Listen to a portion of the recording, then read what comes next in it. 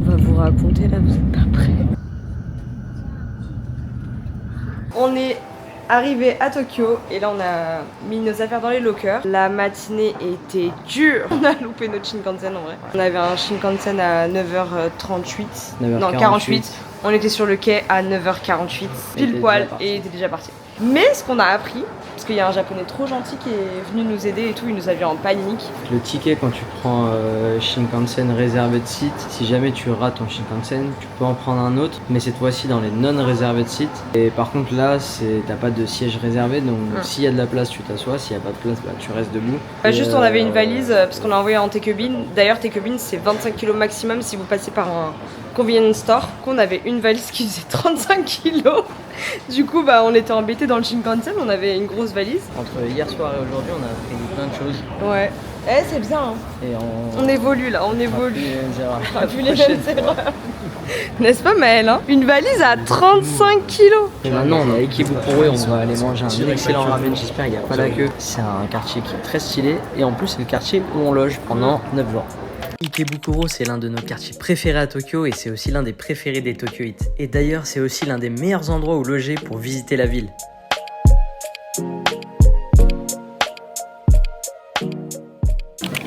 Arigatou gozaimasu.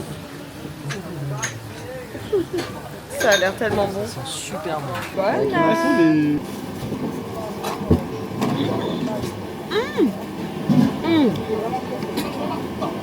C'est archi bon. On a pris des gyoza aussi. Il faut goûter le bouillon en fait. Mais c'est archi bon. Le quartier regorge de boutiques, donc pour digérer, on a décidé d'aller faire un peu de shopping.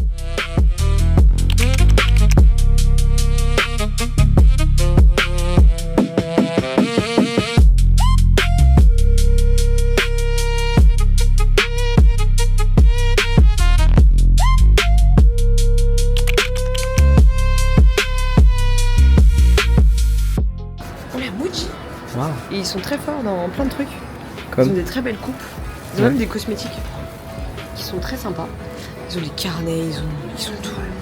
Muji, c'est trop bien. deux boutiques, t'avais toujours rien acheté. C'est bizarre, faut que je prenne sa température. Je pense qu'elle est en train de faire sa liste pour tout acheter les 2 derniers jours pour ensuite mettre dans la valise, c'est ça? Non mais parce que Muji c'est beaucoup moins cher au Japon qu'en France. Bah, il n'y a pas que la question du prix, c'est aussi la question du choix. Ils ont une quantité de produits impressionnante, des coupes très très cool qu'on trouve pas en France. Muji c'est vraiment bénéf.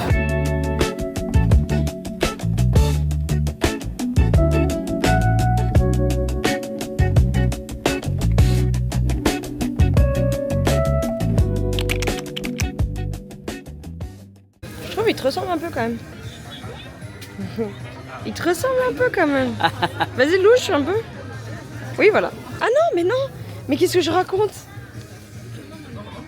Ah oui là c'est toi là. Pour ranger tes pièces de 100 yens. Le fameux Hello Kitty en kimono. Il y en a des énormes. Oh là là. On va aller chez Namco parce qu'il y a des gachas. Et c'est toujours des licences très sympas.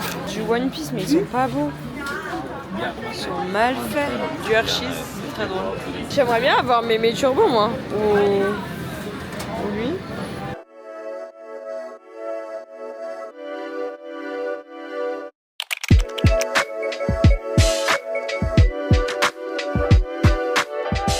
Bienvenue au Sunshine City, un énorme mall en plein cœur d'Ikebukuro. Ici, tu trouveras plein de licences pour pouvoir faire le plein de souvenirs ou remplir ta collection.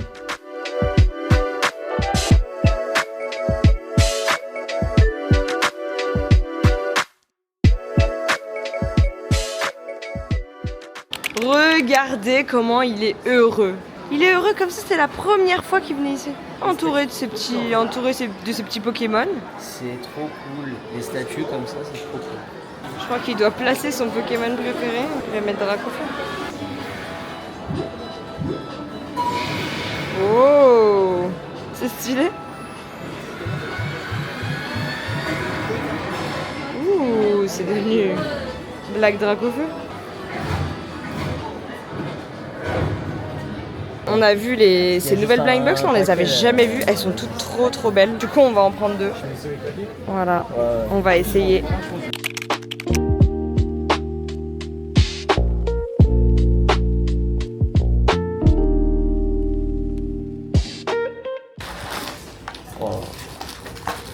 Oh non, dis-moi pas qu'on a le même. Non. Vous avez le même? Dis-moi pas, c'est pas grave. Bah si, j'ai vraiment le même que toi. Maman, on a tous le même. Mais c'est pas possible. C'est pas possible. C'est encore la même. C'est la dernière blind box que je fais. Ah ouais, non. Il ment. C'est la même.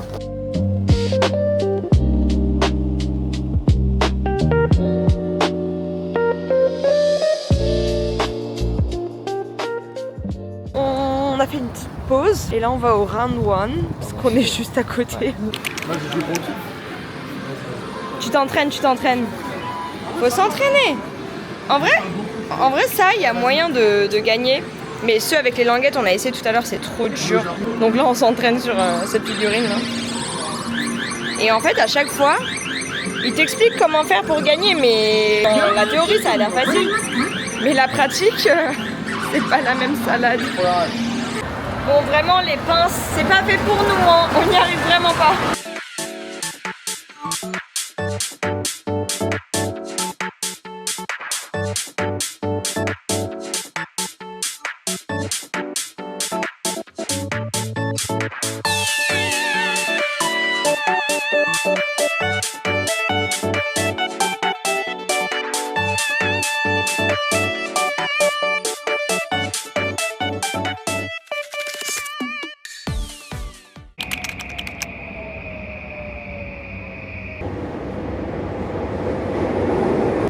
Un peu fatigué.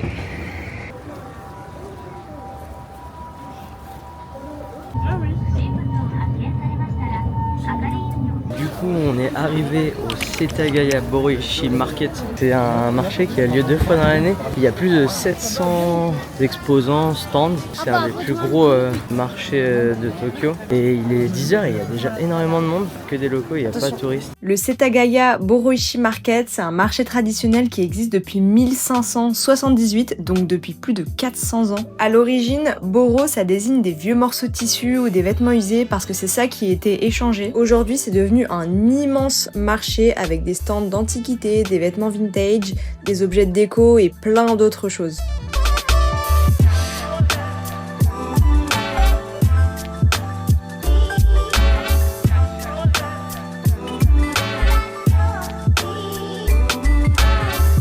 Le petit gourmand.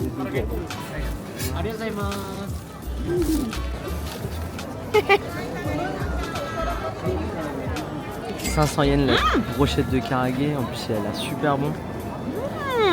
C'est bon? Ça. Des belles pièces en plus. Hein.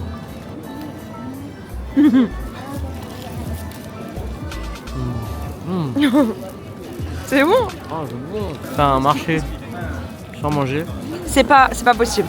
pas faire un marché. Il est en train de partir. Je vais lui manger toute sa brochette. Il lui fait goûter le pudding. Meilleur que Kurashiki? Différent. C'est pas aussi crémeux, ça fait plus flan on va dire. C'est originaire du Portugal. Ah bon? Ouais. Bon, le marché est vraiment très cool, n'est-ce pas? Ouais. Il On est a- sympa. J'ai acheté un J'ai pantalon, acheté un moi j'ai acheté pantalon. des cartes.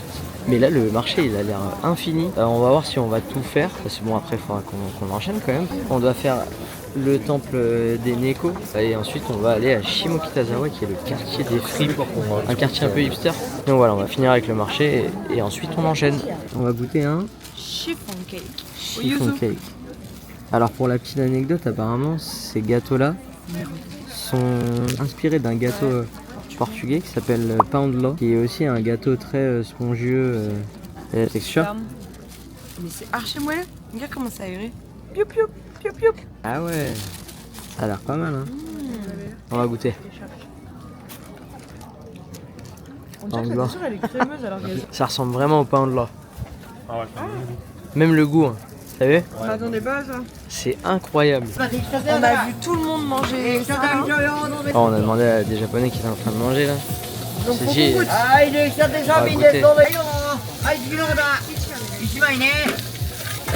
Regardez-moi ça. Alors, verdict, c'est bon ou pas? On dirait vraiment un rôti. Comme en Malaisie quoi. Taï, je goûte. Allez, gâteau gozaimasu.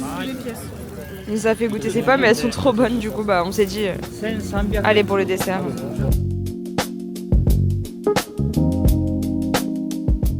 Et une fois le marché terminé, on a pris la direction du Gotokuji Temple, un petit temple qui a la particularité d'abriter plein de statuettes de Maneki Neko, ce chat porte-bonheur qui en est le symbole. L'histoire raconte qu'un chat aurait attiré un seigneur féodal dans le temple, lui sauvant ainsi la vie quelques instants avant qu'un éclair ne frappe l'endroit où il se trouvait.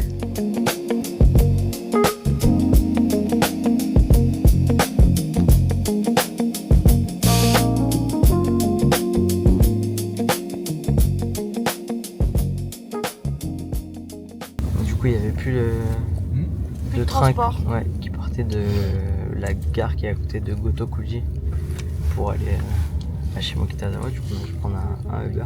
Et là, on en a pour un peu plus de 15 minutes de route. Et on va aller manger.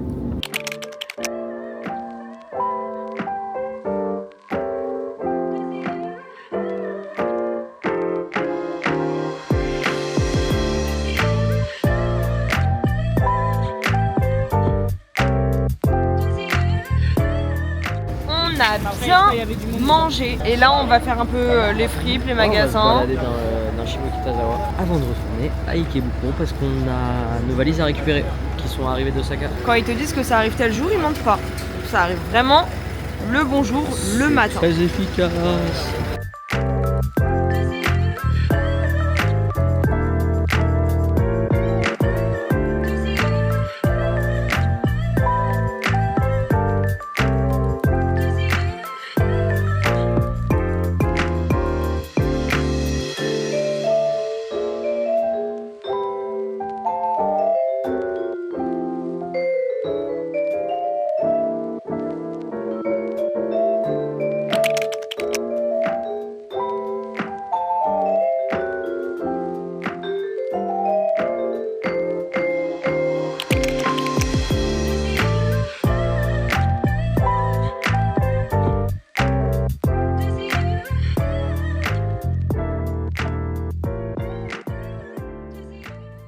Pour le dîner, on a décidé d'innover en allant manger des nouilles tsukemen. Ce sont des nouilles que tu peux manger chaudes ou froides, que tu vas venir tremper dans un bouillon épais et savoureux. Et celle-ci était vraiment très très bonne.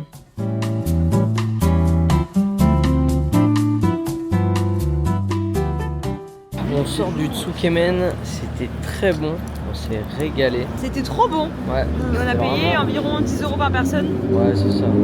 Les Tsukemen, c'est toujours un petit peu plus cher que le reste. Maintenant, on va peut-être se prendre un petit dessert avant d'aller au round one.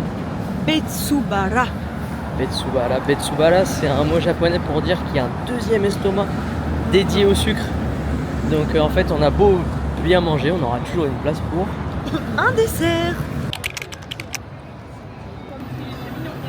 La calette. Allez. Voilà, on est arrivé au Capcom. C'est immense et Anto est déjà en train de craquer son slip. Mais Anto, on vient d'arriver. T'es là pour se détruire. Ah là là là là là là. Tu veux lequel? Ah, c'est Super Saiyan 2. Stylé quand même. Je veux le 3. Ah, je veux le 3, wesh. Moi, je le prends, moi. Je veux le 3. Cool. Je suis content. Ça, c'est beaucoup trop mignon. Elle a dit qu'elle veut tous sauf celui. Ok. Allez, allez.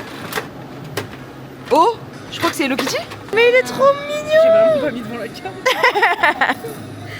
Trop chou.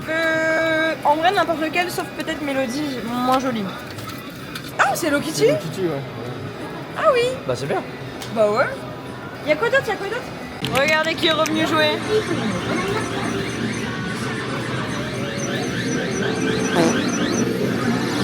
C'est trop chou. Bon, on a essayé 1000 fois celle-là, mais on a abandonné, c'est trop Je sais dur. pourquoi j'ai toujours détesté. Ah ouais, non mais c'est trop dur.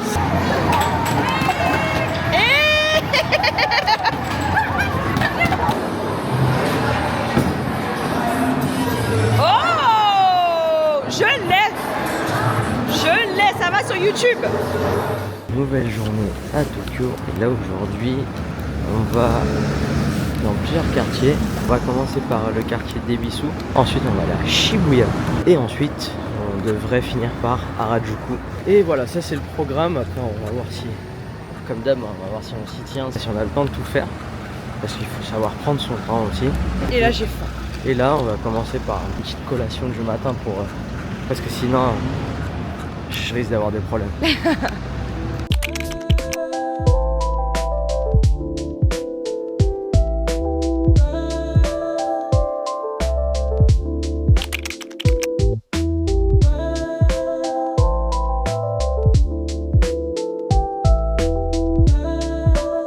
Là-bas, vous voyez, il y a un château juste derrière. On a un documentaliste ici qui va nous raconter un peu l'histoire de ce château. Non, je vous raconte pas l'histoire, c'est faux. Je l'ai vu dans un documentaire sur les quartiers riches de Tokyo. Ils organisent des soirées entre gens de la haute, Ouais. organisées par une meuf qui s'appelle, il appelle la mama, enfin dans la traduction, mais c'était pas ça le nom en japonais. Et en gros, elle organise des soirées avec des gratins de la haute qui viennent rencontrer des gens, où ils payent des tables bas de cher pour rencontrer des jolies filles ou des cadres supérieurs. En gros, faire du réseautage. Du réseautage, ouais, mais que entre gens de la haute. Ouais, voilà, c'est ça. Et à propos du château, il est là depuis 1994 pour symboliser ce côté luxe à l'européenne propre au Ebisu Garden Place. Et pour pousser le truc jusqu'au bout, il y a même des bancs de la ville de Paris. Et le château abrite d'ailleurs le restaurant Joël Robuchon, l'une des tables les plus prestigieuses du Japon.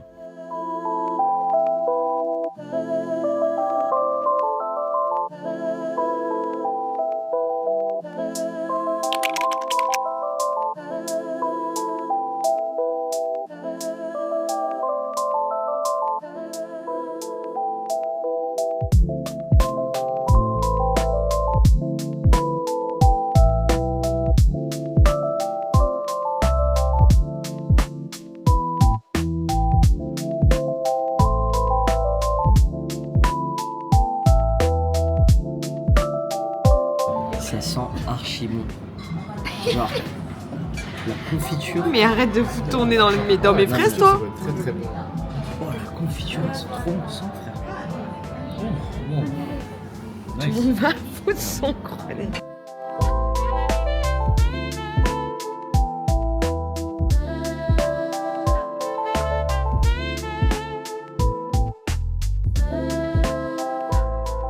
Ce qu'on adore, c'est qu'en quelques minutes seulement, on passe d'Ebisu à Daikanyama et ce sont deux quartiers qui sont réputés pour leur ambiance à la fois chic et décontractée. Tu as des cafés, des boutiques de designers et plein de petites adresses cachées. Franchement, si t'as le temps et que t'as envie de sortir des quartiers les plus touristiques de Tokyo, c'est vraiment un très bon quartier à visiter.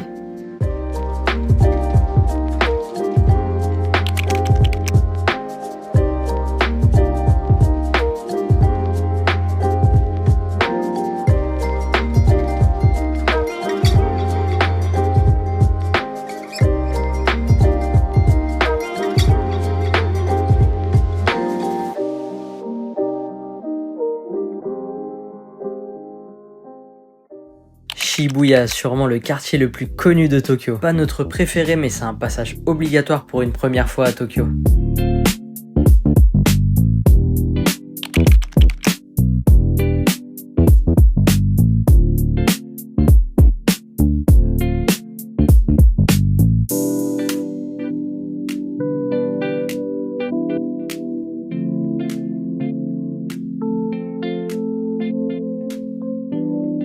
On est rentré dans le cœur du quartier parce que là juste avant on était dans un centre commercial qui est vraiment sur Shibuya Crossing. Du coup bah là on s'est enfoncé, on va aller faire plusieurs boutiques, il y a un Mandarake, il y a Atmos, il y a plein de magasins, un Pokémon Center, il y a plein de choses et l'idée c'est de remonter Shibuya pour ensuite arriver à Harajuku en fin de journée. Je sais pas si ça va être possible donc on va faire de notre mieux et on va surtout profiter.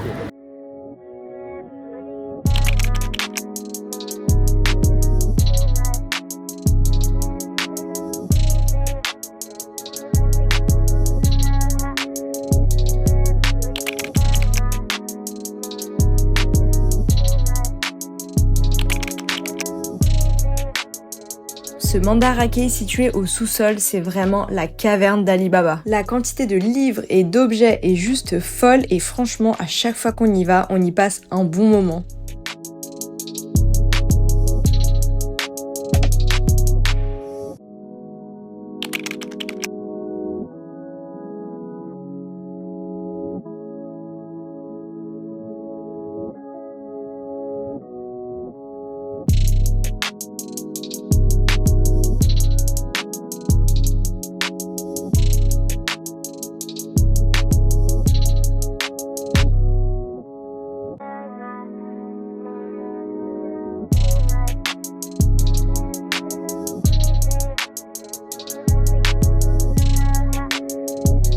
S'il y a bien un endroit où aller à Shibuya en tant que fan de licence comme Nintendo, Sega ou Pokémon, c'est le centre commercial Parco. Et en plus c'est très pratique parce que tous les shops sont au 6e étage du centre. Anto l'a refait, on l'a croisé à nouveau, ce petit gacha. Du coup on a les pancakes de ce matin et la boisson de ce matin.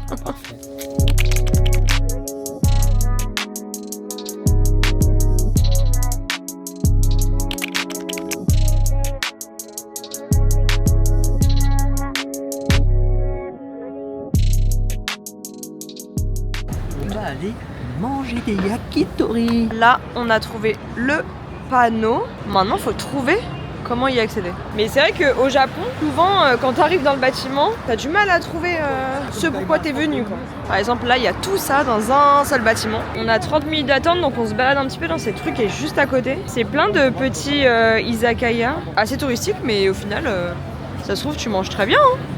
Peut-être, ouais, bah après Ouais. c'est des plats qui ont l'air très simples. Nous on a l'izakaya qui est juste derrière, c'est encore plus sympa je pense. Allez, la mémoire, c'est comme le jeu sur DS.